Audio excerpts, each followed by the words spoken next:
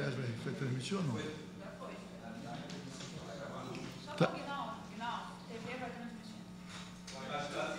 Já fim? Então, vamos aguardar só um pouquinho para ver ali a alteração na tela. É só conversar que vai...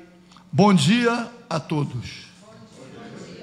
É claro, eu e tio Carlos aqui, eu, presidente, tio Carlos, relator, estamos abrindo às 11h15 do dia 21 de novembro, na qualidade de presidente da Comissão Parlamentar de Inquérito, para investigar os desdobramentos da recuperação judicial e da falência da Varig, resolução 410/2017, dou por abertos os trabalhos destinados a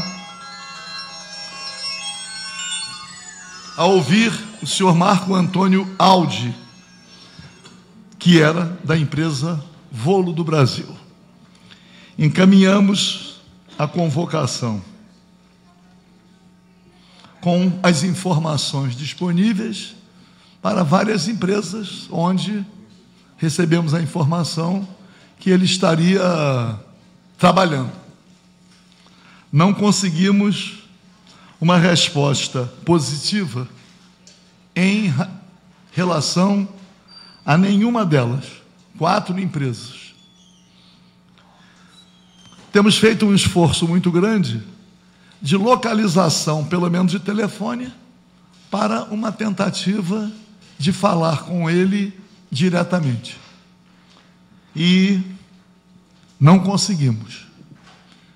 Estou e vou me reunir, junto com o tio Carlos, com o procurador da Alerj, de modo a verificar, não será a primeira vez, quais são os mecanismos dos quais dispomos para a chamada condução coercitiva, para que ele venha aqui prestar depoimento, trazido por chamado força policial. Dizer que, para fazer isto, nós estamos observando rigorosamente a lei, que a condução coercitiva cabe exatamente nesses casos, quando uma testemunha resiste, cria mecanismos para o não comparecimento. Essa condução coercitiva não é um ato arbitrário, é um ato que observa rigorosamente a competência de uma comissão parlamentar de inquérito como um instrumento de investigação. Eu faço esta referência por quê? Porque, para mim, há mais tempo, tio Carlos agora, não é possível encontrar com os companheiros da Varig, diante desse turbilhão dentro do qual estamos mergulhados e que tem sido motivo de manifestação nas redes sociais, até de companheiros funcionários e companheiras funcionários da Varig. Não será tema de nenhum debate aqui, somente em respeito aos companheiros, eu vou dar uma explicação. Somente isso, em respeito, consideração, que não é possível que cada um se deixe levar exclusivamente pelas informações que são transmitidas no jornal, na televisão, num momento muito passionalizado. Então, curiosamente, talvez a explicação, a informação que eu vou dar, talvez seja muito importante, especialmente para o pessoal da Varig, que conhece muito bem uma faceta do nosso poder judiciário. Talvez, se existe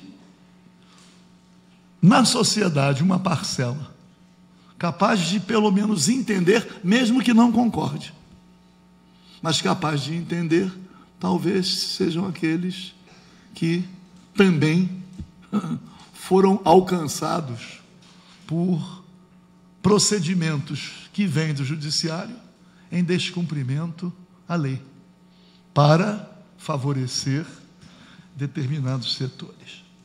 Eu acredito que todos aqui da Varig, pelo menos, saibam que eu participei da elaboração da Constituição promulgada no dia 5 de outubro de 88. Eu digo que eu participei não simplesmente porque eu fui constituinte. Eu participei porque eu atuei. Quem quiser consultar os anais da Assembleia Nacional Constituinte, que tudo fica registrado, vai encontrar a atuação de todos os parlamentares, de todos os constituintes. Assim como aqui, deputado Tio Carlos, que é um deputado atuante, nós temos uma parcela do parlamento que participa menos, há aqueles que participam muito. E eu, com alguma alegria, me insiro sem qualquer vaidade dentre aqueles que mais atuam. Então, mas tenho uma compreensão, porque a gente às vezes fica buscando forma de fazer o entendimento. Se eu pegar a Constituição aqui, eu encontro o dispositivo, todos encontram, que diz lá, né? Todos são iguais perante a lei, independente de cor, raça, sexo, opção religiosa, tudo são. Mas todos nós conhecemos racistas que entendem que os negros podem ser excluídos, podem ser violentados. Os racistas entendem que esse dispositivo constitucional pode ser descumprido. E descumprem. Também tem o Código Penal.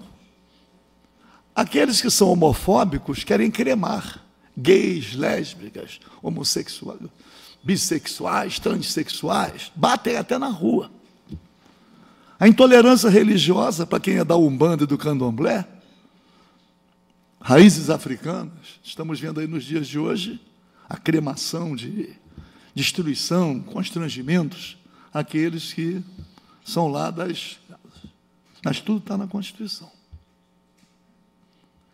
Não pode quem quer ver cumprida a Constituição entender que a Constituição só deva ser cumprida de acordo com a sua convicção, e não que ela deva ser cumprida como um todo. Quem admite o descumprimento da Constituição num dispositivo, por mais justificável que seja a revolta, vai admitir que a Constituição possa ser descumprida em relação a qualquer dos seus dispositivos. E aí vem a questão do foro privilegiado. O foro privilegiado não existe na Constituição apenas para deputados e senadores. O foro privilegiado está na Constituição para deputados federais e senadores, presidente da República e seus ministros, ministros do Supremo, ministro do Tribunal Superior Eleitoral, ministros do Superior Tribunal de Justiça, desembargadores e juízes, não só federais, como estaduais, procuradores de justiça do Ministério Público Federal e dos Ministérios Públicos Estaduais, promotores e procuradores, todos têm foro privilegiado.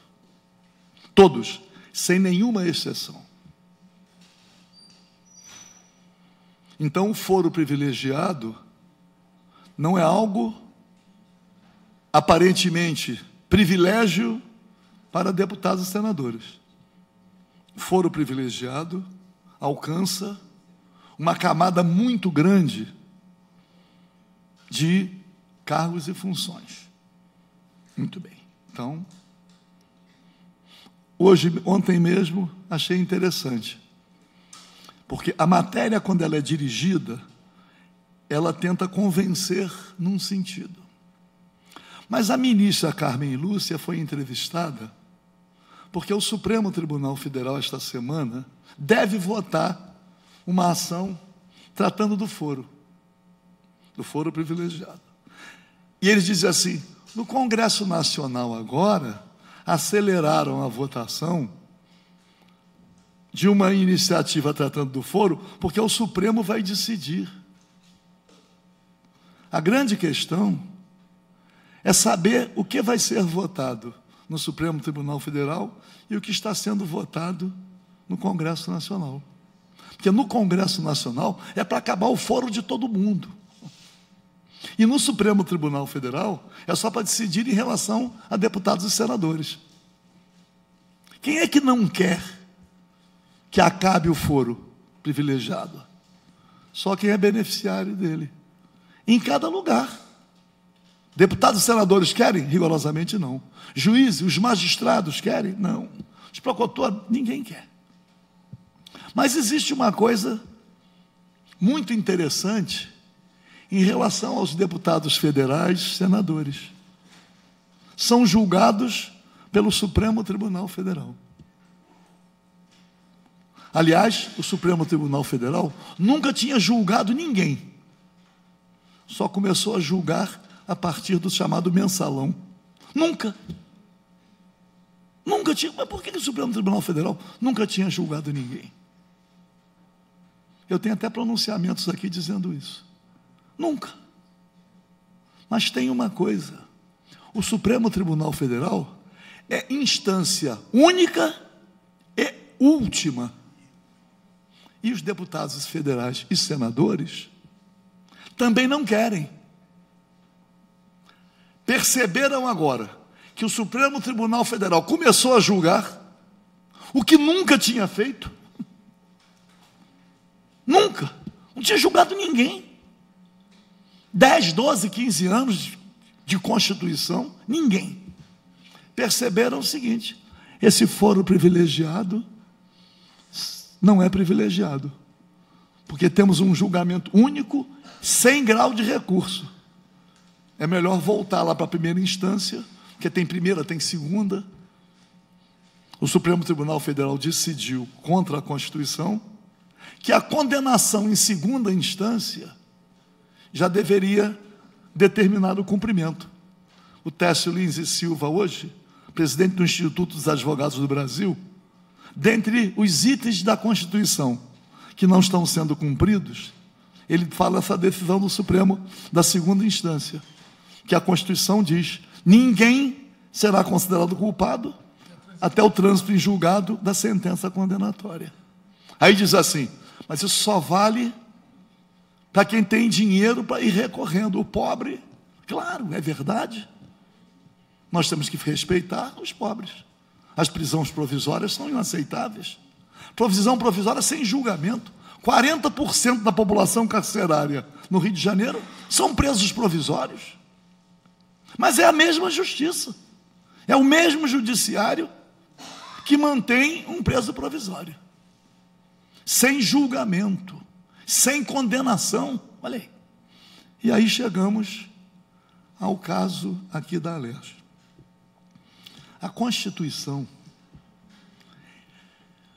sem que seja exigido conhecimento jurídico, é de leitura fácil e de facílima compreensão. Diz lá o seguinte: o deputado só pode ser preso em flagrante pela prática de crime inafiançável. O Tribunal Regional Federal, aqui, por solicitação do Ministério Público, determina a prisão dos 3 deputados e nenhum dos crimes atribuídos a eles, que ainda estão em investigação, nenhum é inafiançável. Então, como é que o Poder Judiciário determina a prisão de 3 deputados pela prática de atos que ainda estão sendo investigados? Nenhum dos crimes é inafiançável. Como é que ele então determina a prisão? E pior, prende e cumpre a Constituição para uma situação diferente. Prende pela prática de crimes afiançáveis, ainda em investigação, e manda para a Alerj decidir se mantém ou não a prisão. Só seria possível isto, no cumprimento da Constituição, se eles prendessem pela prática de crime inafiançável e mandassem para apreciar. Porque a casa aprecia se mantém ou não, mesmo se o crime for inafiançável. Claro que, sendo um crime inafiançável, ficaria mais difícil enfrentar, porque prendeu na prática. Mas os crimes não são. Então, o Tribunal Regional Federal, mas foi a unanimidade, qual o problema? Decidiu prender, descumprindo a Constituição. Aí vem para cá os servidores públicos, com razão. A revolta do servidor público é completamente justificável. As reações violentas dos servidores públicos são compreendidas. Eu mesmo já fiz pronunciamento aqui no L, dizendo, citando um Luiz Gama, primeiro advogado negro brasileiro, que dizia: todo crime praticado pelo escravo contra seu senhor será sempre em legítima defesa. Falei. E aqui na Assembleia Legislativa, tio Carlos vai ser testemunha. Os servidores públicos, na revolta justificável, já invadiram a Alerj, já quebraram coisas aqui dentro, já fizeram coisas do Arco da Velha, pela revolta, pela indignação. Eu dizia, a justa ira. E quem articulou aqui, sendo o autor primeiro de todos os projetos de anistia, e que foram aprovados, anistiando os servidores administrativamente, são de minha autoria. Os servidores revoltados por justos motivos, cometeram alguns excessos, estavam sendo punidos, até excluídos do serviço público. E quem articulou, cheguei a articular um projeto de anistia com 63 autores. Não é fácil, gabinete por gabinete. Fulano, assina aqui a anistia, para ter uma maioria. A última anistia agora, pelos atos praticados no final do ano passado, pelo menos o governador sancionou. Então, estou dizendo o seguinte: cada um tem a sua motivação. Eu votei defendendo rigorosamente o que diz a Constituição. Nós não estávamos ali decidindo se os parlamentares eram culpados, se eles eram inocentes. Não. O que nós estávamos decidindo é se a prisão era legal ou ilegal. Poderíamos decidir se ela era justa ou injusta. Não era isso que nós estávamos decidindo. Se ela era legal ou ilegal. E ela era ilegal. Porque os crimes não são inafiançáveis. Mas quem entende que pela barbaridade dos ilícitos atribuídos, isto deveria justificar a prisão, vai achar que quem barbariza negros, quem barbariza mulher, o meu partido, o PSOL, olha aí, fez uma nota. Todo mundo sabe que eu já estava rompido com o PSOL há algum tempo, que eu já estava buscando outra trincheira partidária. Um parlamentar de grande expressão no partido enfrentou um procedimento que deu porrada na mulher, na esposa, olha aí. Eles são contrários ao machismo, mas isso ficou. Então, ou se assume a responsabilidade de defender o Estado democrático de direito, ou não teremos salvação. E a base do Estado democrático de direito é a Constituição. Quem entende de forma contrária, está bem. Está bem. Aqui diz, cada deputado é inviolável em suas palavras e votos. Eu votei de acordo com o meu entendimento. Quem se der ao trabalho de ler toda a peça elaborada pelo Ministério Público, vai encontrar várias vezes a citação com nome de iniciativas minhas para investigar as questões ligadas aos transportes. Aliás, a primeira em 1999. 1999. Mas vai encontrar em 99, vai encontrar em 2000, vai encontrar em 2001, 2002, vai encontrar em todos os anos.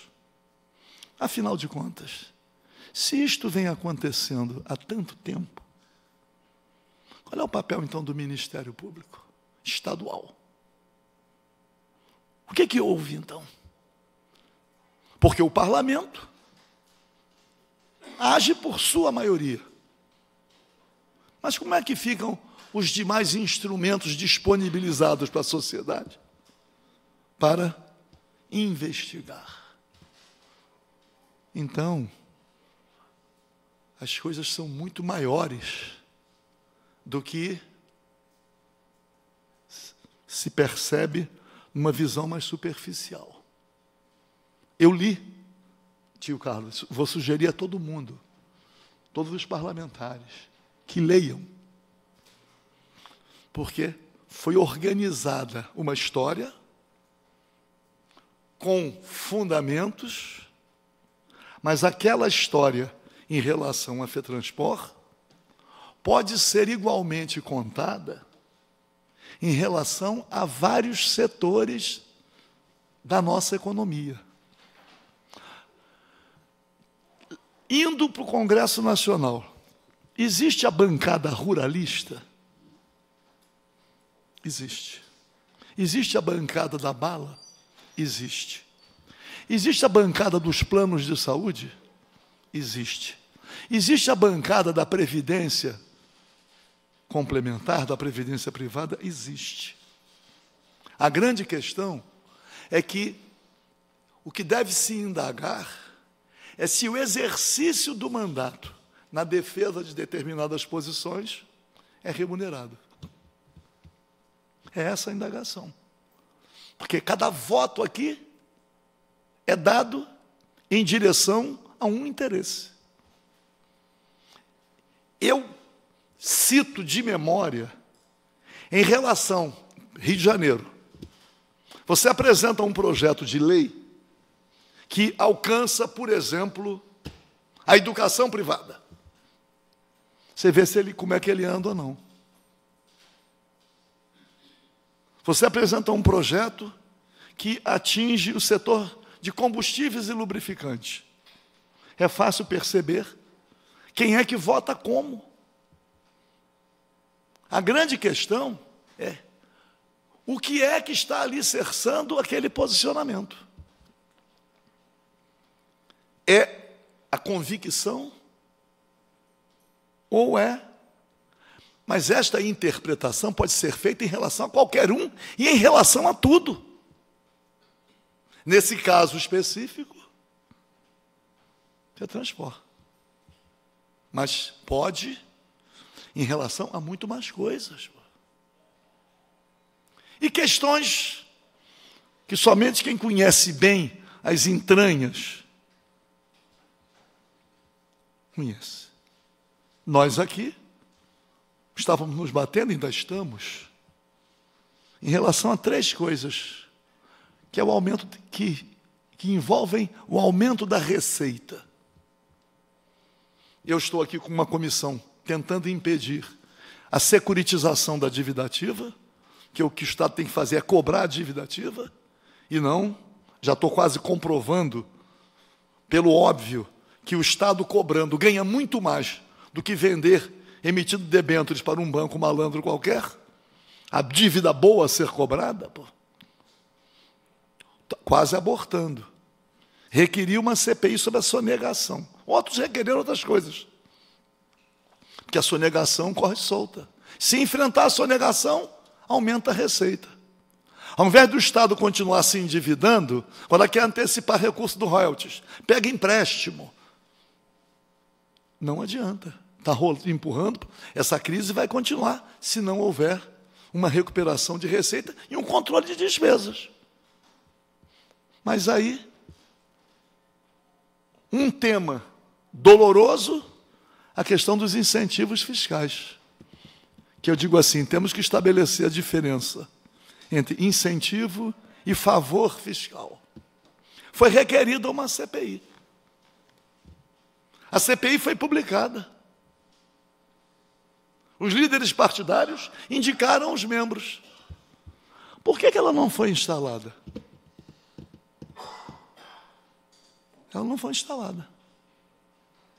Porque o autor, de uma forma surpreendente, na minha avaliação, certamente para a CPI não ser implantada, exigiu, pelo que diz o regimento, indicar um membro.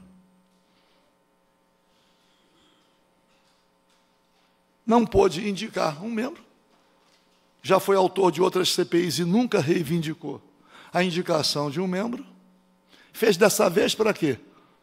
Para dizer que requereu, mas, na verdade, estava contribuindo para não instalar. Que se a autoria fosse de outro, certamente instalaria. Eu instalo CPI, já instalei CPI aqui, 5 membros, 4 membros numa posição contrária à minha e a única contra mim. E a CPI andou, porque a CPI causa constrangimentos. Então é uma situação muito difícil, porque o massacre está grande. Mas eu quero dizer que não só não me arrependo, como votaria exatamente do mesmo jeito que votei, porque a Constituição é clara. Se o Poder Judiciário quisesse, ou o Ministério Público, já que está tão convencido, tem as provas, por que não faz a denúncia?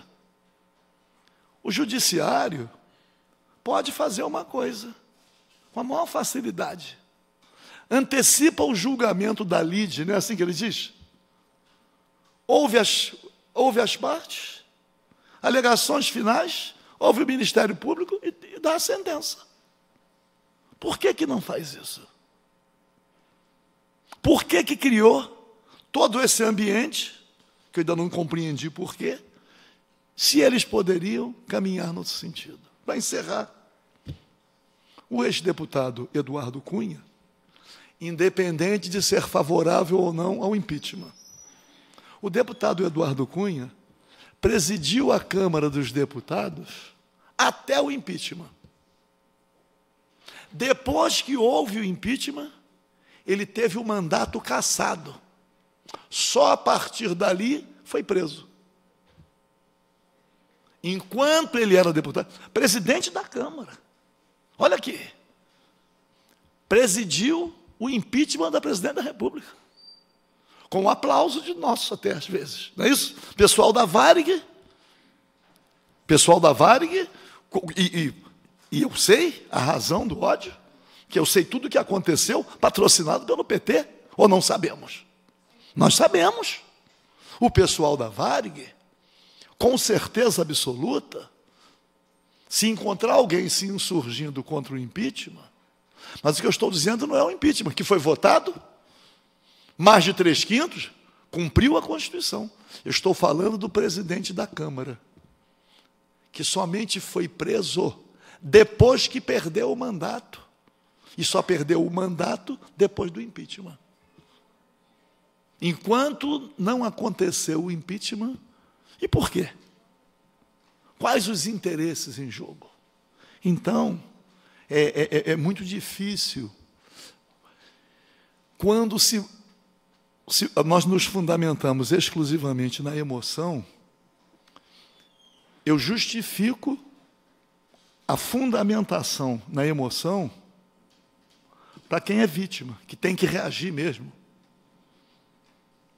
E outro dia eu fiz uma audiência pública aqui, homenageando o coronel Kardec Leme, coronel do Exército, fez 90 e poucos anos, dei a medalha Tiradentes, e compareceram vários brasileiros, companheiros das Forças Armadas e também de fora, vários que participaram da luta armada na época da ditadura, e eu defendo a luta armada.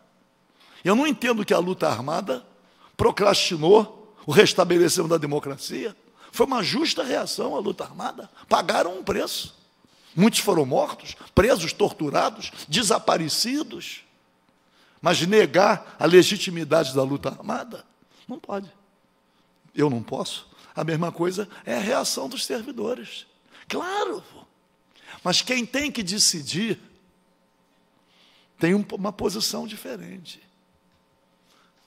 Quem tem que decidir e conhece a Constituição não pode tentar surfar na mídia, de forma eleitoreira. Não pode. Não pode. Aliás, não sei quem foi, uma companheira da Vale, identificada, colocou na rede social: não, vamos usá-los enquanto eles preencherem o nosso interesse, mas depois a gente trabalha para não votar neles. Está escrito isso. Eu quero dizer a todos que eu não atuo, eu não dou o meu voto, manifesto a minha opinião eleitoreiramente. Aliás, conversei com 2 servidores, logo depois da votação, que ele falou: o senhor nos traiu. Falo: muito bem. Nós votamos no senhor. Falei: quem? Vocês não votaram em mim, pô. Vocês não votaram. Se vocês tivessem votado em mim, eu não teria tido menos de 19 mil votos, pô. Vocês votaram neles, 150 mil, 130 mil. Ao contrário, pela minha atuação, e o tio Carlos sabe, o tio Carlos está aqui no primeiro mandato, eu já conheço a atuação do tio Carlos, ele passou a conhecer a minha, mas quem está aqui há mais tempo sabe, a defesa do serviço público, do servidor público, ali, ó, quando vem a votação, é aquilo petititinho, né? A sorte é que tem dado. Eu hoje, se for verificar, todo mundo que diz que votou em mim, acho que ia ter mais de 100 mil votos. E não, mas agradeço aquele, claro, claro que os que votaram, não estou desprezando os 19 mil, não é isto. O que eu estou dizendo é que esse tipo de procedimento é exatamente o procedimento velhaco em relação a quem age eleitoreiramente. Olha aí. Essa é a posição do eleitor, que usa e depois não apoia. Usa e não apoia. É isso mesmo. Porque apoia quem? Campanha eleitoral virou emprego temporário. Contrata o líder e ele forma a equipe.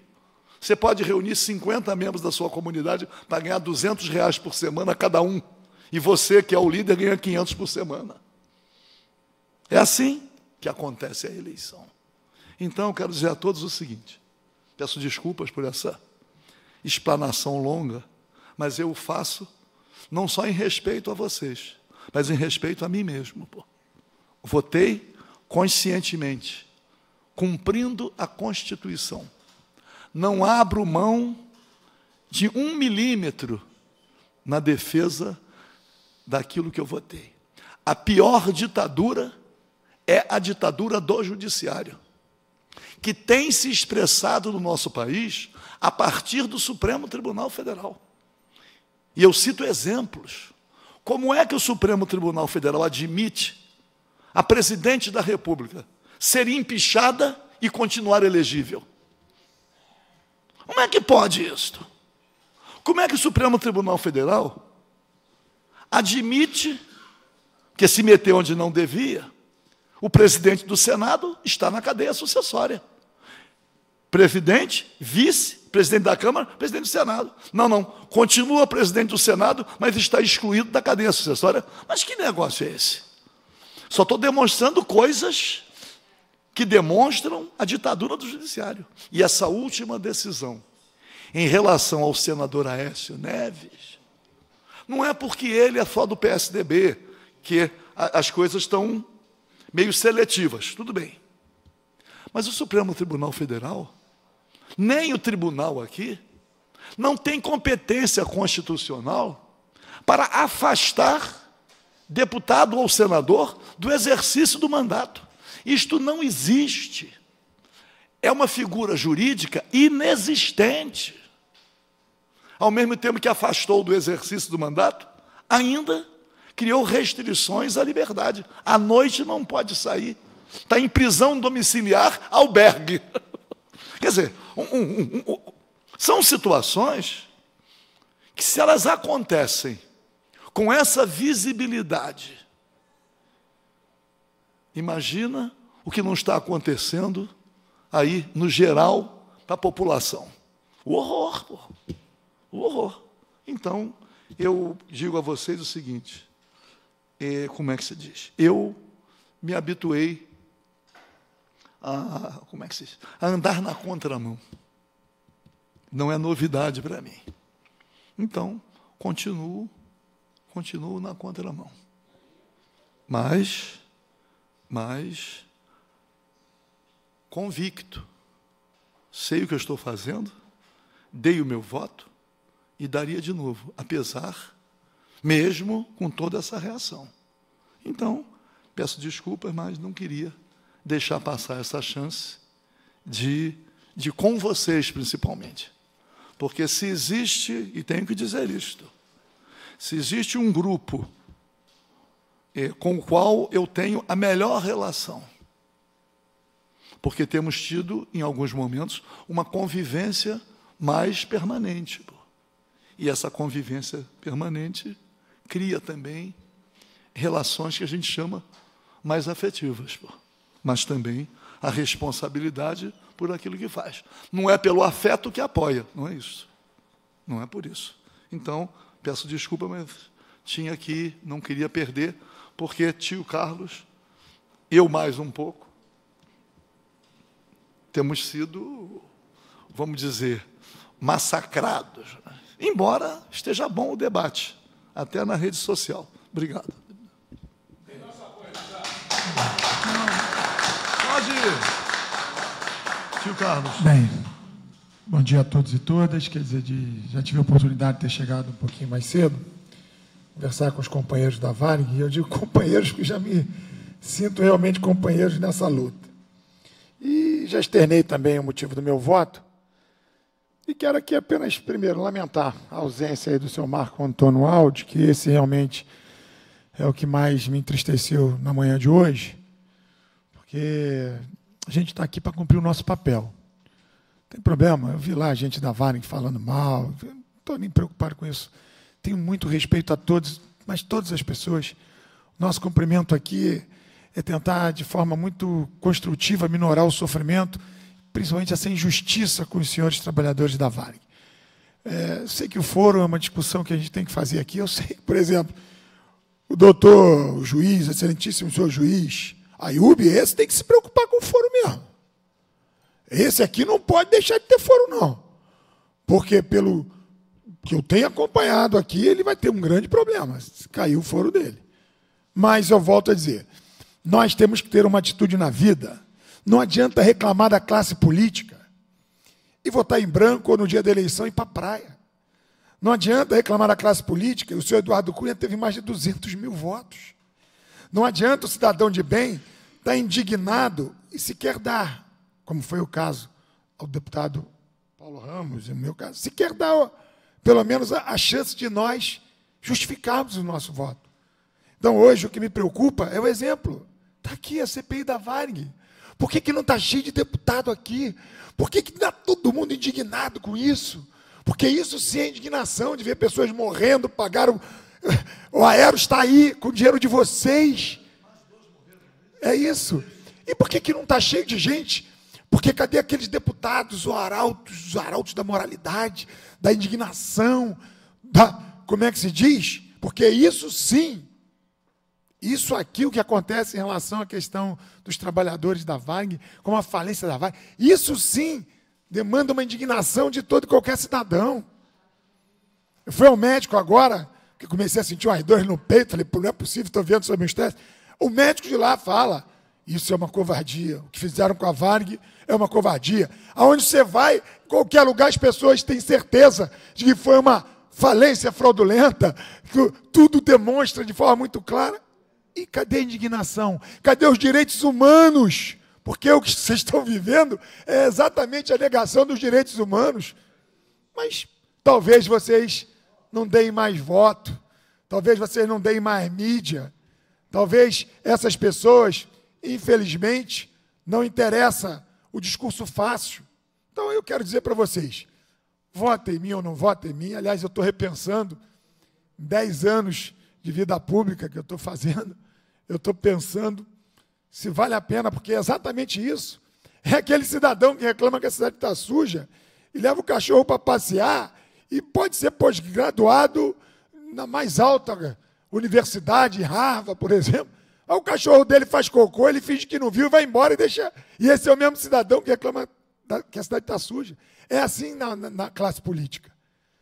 A indignação está aí. Eu fiquei muito triste. Para que os senhores entendam, são ameaças aos meus familiares. E as coisas estão acontecendo assim. Teve deputada que foi agredida com neto na padaria Duque de Caxias. E a população, de uma forma ou de outra, tem que ser respeitada a indignação, tem que ser assim, ninguém aguenta mais corrupção. Nós temos que ter atitude realmente, acabou, mas não se rasgue a Constituição, porque se for assim, as coisas realmente não vão chegar ao entendimento de que ou estamos aqui para respeitar, eu como advogado, fiz um juramento de respeitar a Constituição, eu como deputado, fiz um juramento no primeiro dia, nesta casa, e para poder ter mais votos em 2018, para poder ser aplaudido, volto a dizer, para concluir, porque eu volto, que o deputado Paulo Ramos já se expressou de forma bastante contundente. Se for para ganhar voto, eu tiver, por exemplo, querem a pena de morte. Hoje, a população clama pela pena de morte. Eu discordo. Então, eu não posso pensar em 2018 e esquecer que eu tenho que olhar as pessoas nos olhos. E o meu voto, absolutamente, não foi para absolvição, nem a condenação, até porque nem isso é de minha competência. E nesse cenário, se forem provados, já disse isso, todas essas, enfim, acusações, eu votarei pela cassação, eu votarei, porque chegou a hora também de começarmos a separar o joio do trigo, é isso que eu falo sempre. Então, eu fui palhaço em festinha, fui faxineiro em casa de madame, fui catador de copo num bar durante 5 anos, chamado Clipper no Leblon. Foi com esse dinheiro que eu ganhava ali que eu paguei a minha universidade. Não me envergonho de ter sido feirante, jornaleiro, não me envergonho de nada, a minha biografia é muito humilde, eu me orgulho dela. E eu não entraria para a política para envergonhar as pessoas que acreditam na minha história de vida. E eu quero dizer aos funcionários da Varig que eu vou com muita limitação, porque eu preciso muito da ajuda dos senhores, porque é uma matéria que, quando debruço, cada vez que eu estudo um pouco mais o que esse drama da Varig, mais fico indignado. Mas não é por isso, porque o meu relatório será contundente com tudo que está sendo apurado aqui. Não é em busca de votos, se quem quiser votar, vota, quem não quiser votar, não tem o menor problema, mas apenas faça uma avaliação, nos deixe explicá-los. Porque, volto a dizer, a luta continua e eu me coloco à disposição de forma muito emocionada, que eu digo para vocês. Eu vejo nos senhores, eu tenho uma funcionária, que é uma funcionária maravilhosa, que sofre o drama dos mesmos, tanto o ex-marido como ela, sabe o quanto é importante essa CPI, para que a gente possa dar a vocês a dignidade. Então, contem comigo, não tenho absolutamente nenhum compromisso em relação a voto, mas sim em relação ao meu compromisso de poder fazer o melhor possível por vocês. Obrigado. Obrigado, Tio Carlos. Antes de terminar, me ocorreu mais um fato. Nós temos aqui uma CPI sobre o desmonte da Petrobras. Aqui, o nosso Tribunal de Justiça, uma juíza, uma ação movida pelo presidente da Petrobras, Dr. Pedro Parentes, decidiu liminarmente que ele não pode, não precisa vir aqui, está protegido pela decisão judicial, para não encaminhar documentos e nem vir aqui prestar depoimentos. Uma decisão judicial. Quem viu a televisão ontem,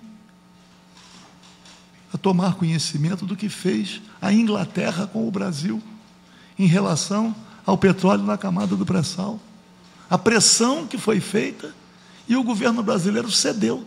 Está leiloando aí as bacias sedimentares e as empresas inglesas, inclusive aquela lá de Mariana, olha aí.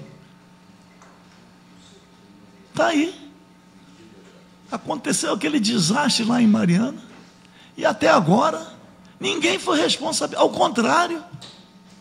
Então, é uma situação assim tão dramática que nós e o tio Carlos, que sempre aqui nós temos isso. A CPI é carregada por alguns. A CPI aqui da Varig, tio Carlos e eu, nós aqui estamos, como é que se diz? Carregando o piano. Mas por quê? Porque nós acreditamos na injustiça que foi praticada contra vocês. Pô. Se alguém, né, vai ter a ilusão de que isso está sendo movido por qualquer interesse menor, que seria o interesse eleitoreiro, comete um erro muito grave. Até diminui, vou usar a expressão, o valor da causa. A mesquinha, o valor da causa. Aliás, a mesquinha até o direito, quando analisa dessa maneira. De qualquer maneira, nós vamos dar continuidade à nossa CPI, que não haja desânimo em relação à CPI, que às vezes, hoje é uma frustração. Porra, não veio. Está aqui, cadê o papel, Adriano? As convocações. A R. Está ali, cadê? Não, só mostrar. E o senhor Marco Antônio Aldi é poderoso, porque ele tem uns 6 endereços aí. Ele tem, pessoal, tem muita coisa. Lembra do momento, mesmo no sofrimento, teve um momento que eu digo assim, mais espirituoso na CPI, quando eles entraram com a ação, dizendo que tínhamos que mandar para ele as passagens. Aí nós mandamos passagens de ônibus. Aí eles entraram com outra ação, fomos obrigados a mandar passagem de avião. Mas era passagem de ônibus. Alguém deve lembrar aqui, quando o advogado deles disse que eles não iam prestar depoimento, que não queriam a presença dos funcionários da Varig durante o depoimento. Que eles não iam prestar depoimento, porque eu tinha decidido que os funcionários da Varig estariam presentes no depoimento deles. O que eu fiz? Aliás, parecido com o da última reunião, com o advogado aqui. Eu falei, vamos lá, transmita para os seus clientes essa sua decisão. Porque se eles acompanharem essa decisão, não terei outra alternativa senão prendê-los por desacato. Peguei a segurança da casa, ligou para a delegacia e foi tudo de plantão. Aí cheguei e falei, olha, os advogados me transmitiram isso. Se vocês, eu quero saber, vocês vão seguir a orientação dos advogados? Aí um advogado mais velho, quem estava aqui na época, não, peraí, me chamou para conversar. O senhor decide o que o senhor quiser. Eles vão depor. se vai ter servidor, funcionário, se não vai ter. Como os ânimos estavam na época ainda muito, o que é que eu fiz? Então vamos fazer uma coisa, tá bem. Não vou, porque se todos estiverem, naquela época vinha muita gente, se todos estivessem aqui, ia ser a cada momento no depoimento, ia ter a manifestação da revolta. Pega as entidades representativas, as diretorias. Pelo menos aqui ficou todo mundo sentado e eles prestaram o depoimento. Mas, na semana passada, eu até me atrasei um pouco, até quero publicamente, já naquele dia mesmo liguei, porque eu não consegui falar com o tio Carlos, para agradecer a paciência que o deputado tio Carlos teve de ficar segurando a pipa aqui no alto com pouco vento até a minha chegada. Mas se aplicou até, inclusive, nós chamamos a segurança, porque só teve depoimento, porque falou, não tem problema não, então nós estamos chamando, vamos direto para a delegacia. Mas comunicar ao delegado, ó, meu irmão, eu não quero mudar o foco da audiência aqui. A audiência é para ouvir. Mas se disser, e não estou falando isso como ameaça, é que nós já estamos sendo tão desrespeitados, pô. Se disser que não vai, nós vamos levar preso para a delegacia, para ser autuado por desacato. Não quero isso. E o depoimento foi um depoimento até muito proveitoso para os objetivos da CPI, porque ficou evidente o papel cumprido de farsa das empresas de consultoria. Então, e auditoria. De qualquer maneira, nós vamos tentar agora, então. Hoje não houve o depoimento, porque não veio. Fizemos todo o esforço no sentido de fazer a comunicação, mas agora, aí vamos verificar, não é isso? Se os instrumentos que podem ser utilizados pela CPI são tão diligentes quanto tem sido em algumas outras situações. Porque para vir conduzido por força policial, não é isso? Nós temos que contar com a força policial. Então, acredito que vamos contar. Também não estou, mas gato escaldado tem medo da água fria. Então, vamos agradecer a presença de todos. Eu digo para que não haja desânimo, porque a CPI acontece aqui com as oitivas, mas há outros passos sendo dados. As coisas não acontecem só aqui no depoimento. As coisas estão... Então, lamentar muito o falecimento de mais 3 ex-funcionários, falecendo sem a realização do direito. Como é que se diz? É doloroso isso. É difícil, é muito difícil. Mas, ao mesmo tempo que eu fiz, em homenagem a mim e ao tio Carlos, a observação em relação a uma equivocada funcionária da Varig, também agradecer àqueles que estão manifestando compreensão, mesmo não apoiando. Olha, precisa concordar, pode divergir da nossa posição, mas eu imagino que por esse relacionamento é possível divergir respeitosamente. Mas como também tem aqueles que compreenderam e manifestaram uma posição a partir do nosso posicionamento, também agradecer a compreensão. De qualquer maneira, nós vamos continuar. Para encerrar, eu conheço um caso, mas eu quero dizer, é só a expressão final que eu falo para caramba mesmo. Um deputado do Paraná, Alencar Furtado. Alencar Furtado foi cassado. Ele teve o mandato cassado, ele era do MDB, que o MDB teve acesso aos canais de rádio e televisão para uma manifestação da oposição à ditadura. E falaram pelo MDB 3 deputados: Freitas Nobre, Alencar Furtado e Alceu Colares. O discurso do Alencar Furtado foi tão contundente, causou um impacto tão grande na sociedade, que por causa daquele discurso, que tinha sido visto pela censura antes, ele foi cassado. E o trecho do discurso que levou à cassação foi quando ele falou dos desaparecidos políticos, que ele disse mais ou menos assim: para que não haja no Brasil lágrimas em pranto, para que os filhos não fiquem órfãos de pais vivos, quem sabe, ou mortos talvez, para que as mulheres não enviuvem com maridos vivos, quem sabe, ou mortos talvez. Aí ele disse: filhos e viúvas do quem sabe e do talvez. Isso levou Alencar Furtado à cassação. Chegou logo a eleição seguinte, ele cassado, o filho dele, com 21, 22 anos, concorreu a deputado federal. Era uma forma de resposta, né? Para ser a representação do Alencar Furtado, o filho. E o filho foi eleito, na eleição seguinte, o mais votado no Paraná. Veio a anistia, a eleição seguinte à anistia, o Alencar Furtado volta anistiado, candidato a deputado federal, e o filho, deputado federal, concorrendo a deputado estadual. Durante a campanha eleitoral, o filho dele foi assassinado.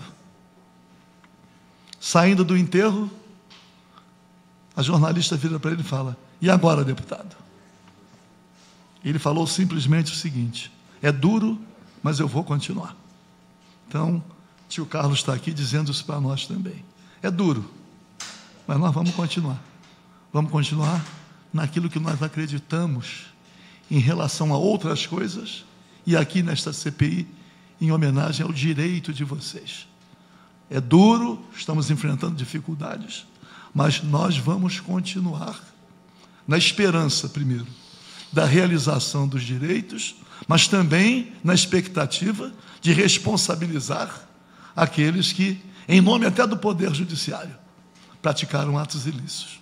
A luta é grande e continua. Vamos lá. Está encerrado.